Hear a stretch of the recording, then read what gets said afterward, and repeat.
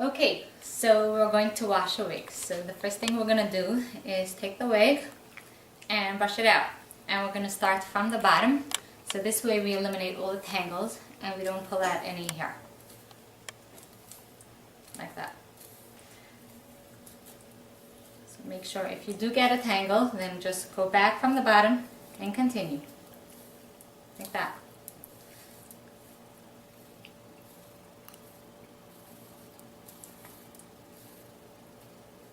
Just be very gentle on the wig.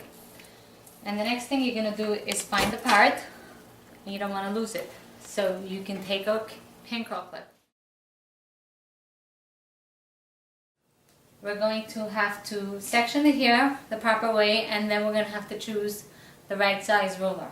Now how do I know where the hair, how we section the hair, and what size roller we need?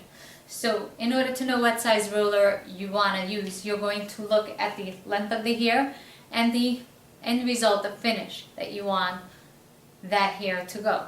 So since this hair is just about like 4 inches and we want it to have a nice tight finish, we can use either the 1 inch or the 1 1/4 inch size rollers. If I use a bigger size, I will get less of a stronger sweep. If I use a smaller size, I'm going to get a stronger, tighter grip. It's a good idea, if you're going to purchase a blow dryer, to purchase one that has nice power and is ionic. Especially for wigs, you wanna have that ion that's going to give the hair a beautiful shine. So make sure that you have the negative ions in the blow dryer, and then we're going to show you how to blow. So before we start blow drying, I'm going to give you some instructions to be mindful about. So first of all, the way you're going to be holding the blow dryer. Most of you are used to holding that blow dryer in your hand by the handle. And that is, this way you're just holding the weight in your hand and it's much heavier. Try to just open your hand and let the blow dryer fall in right here.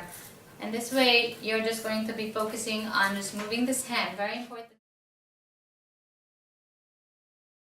Is going to stay straight across the barrel. Make sure it doesn't fall. If it falls, you're going to have much more of a looser curl. It gives more of a loose, narrower curl wave look and lasts much less. It will fall faster. You can try that look, but if you want the curl to last and stay tight, you're going to make sure that your curls are straight across the barrel, that the hair is straight across the barrel. And if you want it to have more of a finished look, like more of a dressy look, you can make sure that the ends of the hair are going into the clamp. If you want more of a blunt look, you're going to leave about 1.5 inches of the curl outside, and that's when you're going to stop. So see what it is you want to do it and blow in that direction. So I'm blowing it back so that it stays back and then falls to the side. So watch.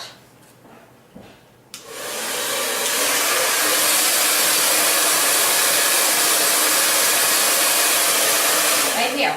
You see that? That's it. Just that. If it's not, and then see how it falls. Bring it back and see how it falls. You see how it stays open and away, and then you can just use your comb or whatever it is and brush it back in the direction you want it to go. And you're going to do the same thing on the other side. Right here. And you're going to stand right in front of whatever it is you're blow drying as well. Slightly off to the side, right here. Brush it back. And again, I'm going to please zoom.